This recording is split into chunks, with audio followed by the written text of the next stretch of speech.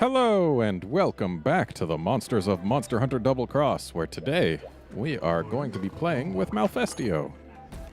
And I believe Malfestio's G2. Yep, G2. We sure are getting to see a lot of the Ruined Ridge. But honestly, that's fine by me. I like the Ruined Ridge. And let's go for... I guess we'll get some defense up. Why not? None of the really nice attack up foods are fired up, so not too much reason to grab them.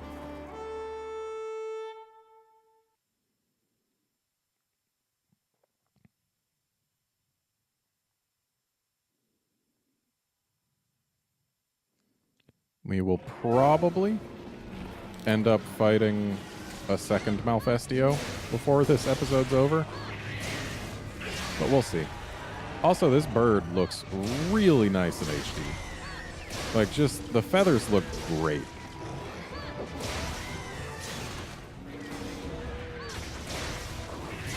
Just, great job, whoever did the texture work on this bird. Seriously.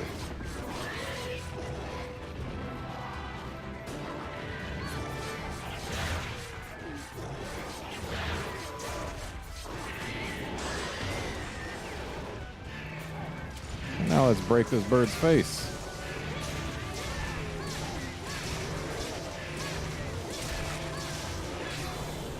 That is a broken face, if ever I've seen one.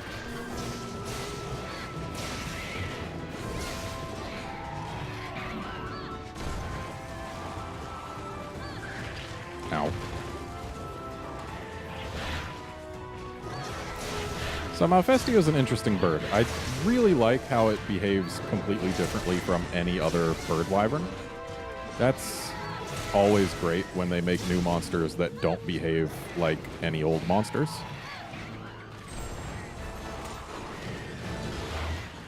And, like, it's a neat concept. It's an owl that uses confusion, and confusion's a neat status. It's one of the ones that you can actually counter via gameplay rather than via item use. And I like statuses like that. Unfortunately, cats place way too much priority on freeing you from confusion. Because, again, confusion you can counter via gameplay. So if you realize when it's applied and when it ends, then it's possible to play around it without any ill effects. But cats treat it like it's priority numero uno to break you out of confusion. And they do it by launching you. Like, if they broke you out of confusion by just tapping you, that'd be one thing. But they launch you. Doesn't matter what you're doing. Doesn't matter where you are. Doesn't matter whether it's safe or whether they're going to completely ruin your damage output. They don't even care if you're in the middle of a big hunter arc. They will launch you to get rid of that confusion. So just, like, please don't, cats. I can handle myself when I'm confused. The only issues are the moment it's applied and the moment it ends. Otherwise, I can control myself just fine because it just reverses your control stick input. But nope. Cats. They're gonna cat.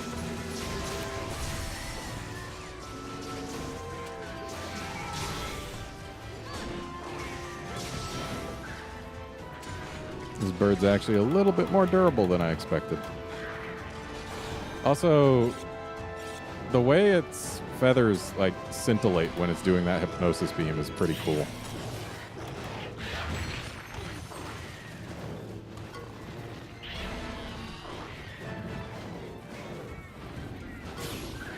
It's just another way to help them try and sell the effect.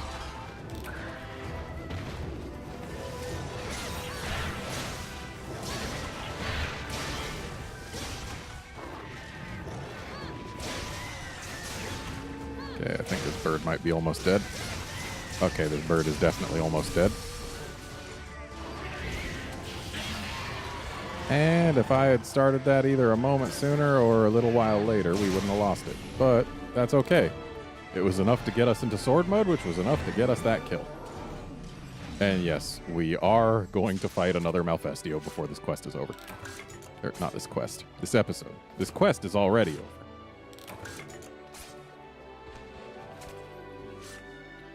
Yeah, just look at those feathers. They did great texture work on them. Just like the bird as a whole. They did really good work. I mean, the head's texture is kind of muddy, but I can give that up to it being just really fine feathers instead of these big ones like it's got on its back. Like on the wings, those are pretty good feathers too. This is a good bird. Honestly, we need more new monsters in the series that behave completely differently from existing monsters.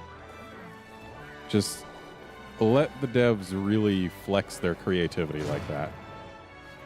Even if it resulted in fewer monsters overall, if there's much greater variety in terms of how the monsters act, I feel like that's far more important than just number of monsters.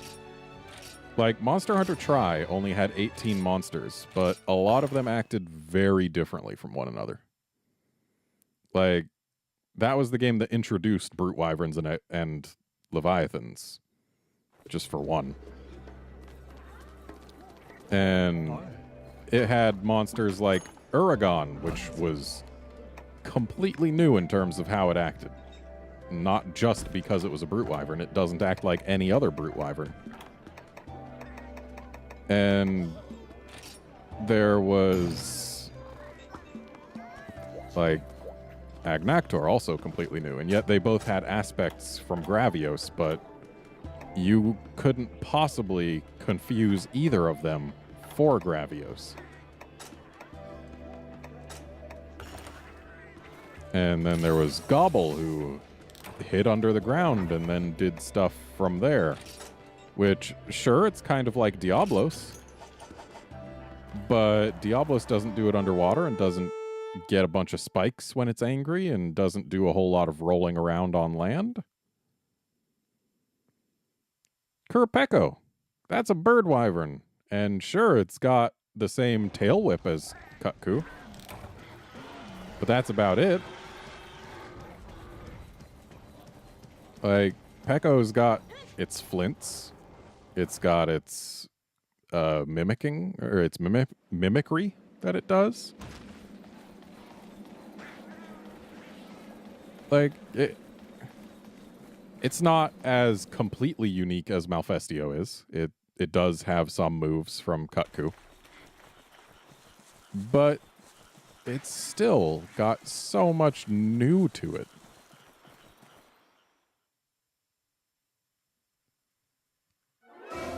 What flying wyverns were introduced in Gen 3? Were there any? Or, well, in Gen 3, there were several. Barioth.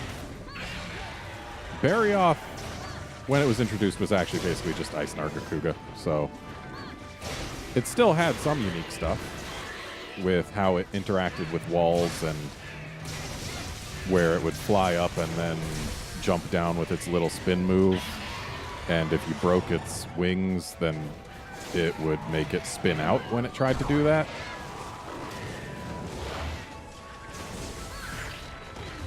But, like, yeah, Barioth, when it was first introduced, it was a lot closer to being Nargacuga than it was, or than it is now. And yet it was still different.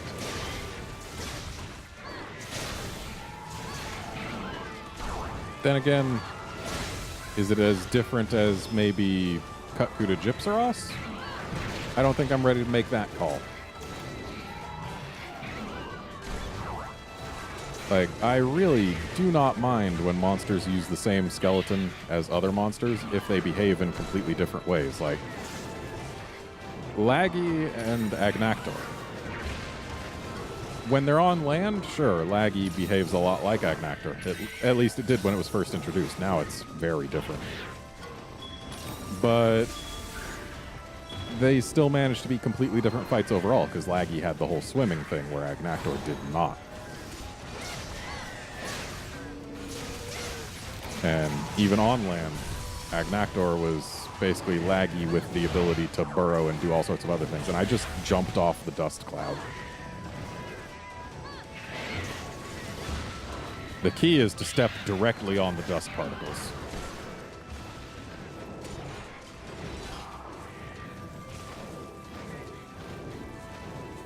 I'm reminded of something. I play Dungeons and Dragons, or at least I used to. I haven't had a chance to very recently, since the whole moving to Japan thing.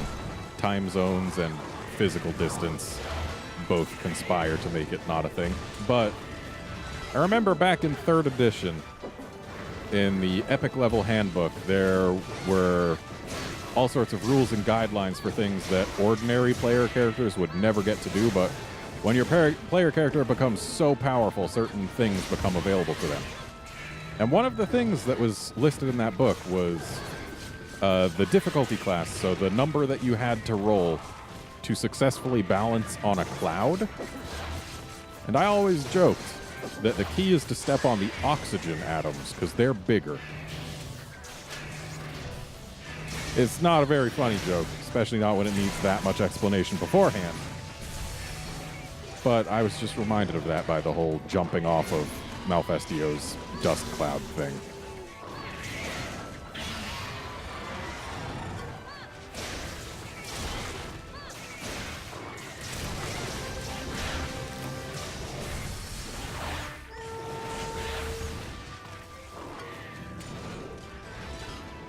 Let's see, what other monsters that were not brute wyverns were introduced in Tri? Not brute wyverns or leviathans. Tri had, well, 3 of its 18 monsters were the holdovers from previous games, though they did have massive updates that made them way more fun to fight. I will take a new Rathalos over an old Rathalos any day. And way to prevent me from drinking a potion there, cat. Oh, I guess if you're gonna heal me up after, that's just fine then. New Diablos isn't nearly as much of a time waster as old Diablos. Yeah, that's 3 of the monsters right there. And then there was Cedeus, Jen, and Elatrion, so 3 Elder Dragons. That leaves us with 12 monsters who were new and not Elder Dragons. So of those 12, we had Great Jaggy, Great Baggy, both of which were bird wyverns of the non-flying variety that were way better than the ones that had come before. They weren't very different from each other, but they were very different from the ones that came before, which is great. And Great Macau is basically an evolution of those 2. It definitely isn't the exact same, but it feels like it took the concepts that those 2 had and then just applied it to a higher standpoint, and I just rolled into that. Like, Great Macau has a deeper moveset than Great Jaggy. No one will argue with me on that because it's just flat out true. And yet it's put in the same tier as Great Jaggy. Like, they're both 1-star things. Like, you fight them in the first rank where you fight large monsters.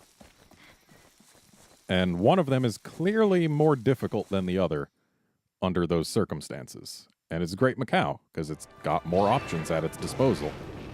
It's got more ways that you can knock it over, which is actually kind of neat.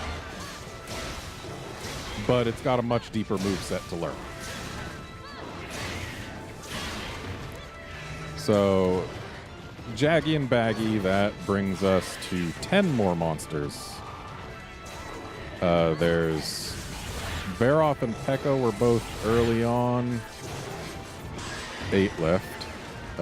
Gobble, Royal Ludroth were both early. 6 left. There was Uragon and Laggy and Agnactor. that leaves us with 3. Barioth. Giginox. That was a flying wyvern that was very different from anything previous. I've lost count. I think I'm at 1. What was the last one? Devil Joe. Duh. How can I forget Joe? He doesn't want to let us forget him. Yeah, so Barioth and Giginox were the new flying wyverns in Gen 3. And while Barioth... Did I say Barioth? Barioth and Giginox. Barioth and Giginox were the new flying wyverns. And while Barioth definitely took a lot of hints from Nargacuga, Giginox was its own thing. Like, it was a complete reimagining of the concepts that led to Kezu. At least that's how I see it. Because, like Kezu, it's a similar thing that lives in caves, has a white flabby body, is kind of nasty, doesn't have real eyes, has big extendable mouth. And yet they applied it to a pseudo-wyvern skeleton instead of a regular flying wyvern skeleton. And they gave it so many new things. Like, they really tried to sell the fact that it was really stretchy, whereas Kezu only has a couple moves that go for that. And, like, yeah, Giginox has so many moves that other flying wyverns don't even attempt to emulate. Not even other pseudo-wyverns. Like, it does its whole jumping over your head thing for locomotion, whereas the other pseudo-wyverns just run from place to place or jump to the side. Whereas Giginox just does his like little jump flip thing because he's got a supple body that can bend easily. Actually, I should say she or it, because they definitely lay eggs.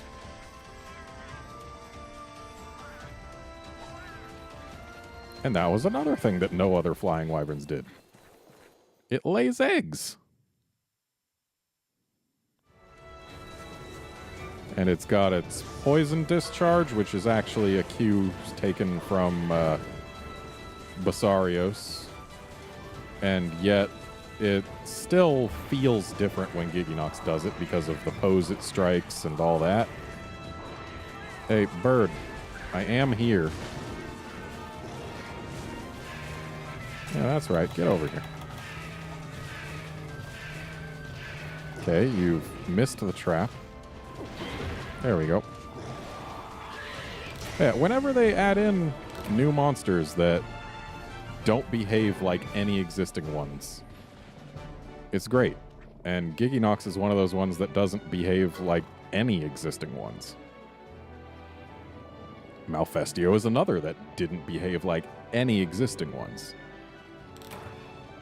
When Tigrex was added, it didn't behave like any existing ones because it was the first pseudo-wyvern. Even Nargacuga doesn't really behave like Tigrex. So, like, yeah, I'm really partial to monsters that don't act like other monsters. Which is one reason why Malfestio is one of my favorite bird wyverns. It doesn't behave like the rest.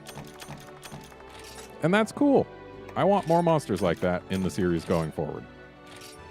Like, sure, I'll buy and play the hell out of a game that's only got 18 monsters, as long as none of them act like each other or anything we've had before.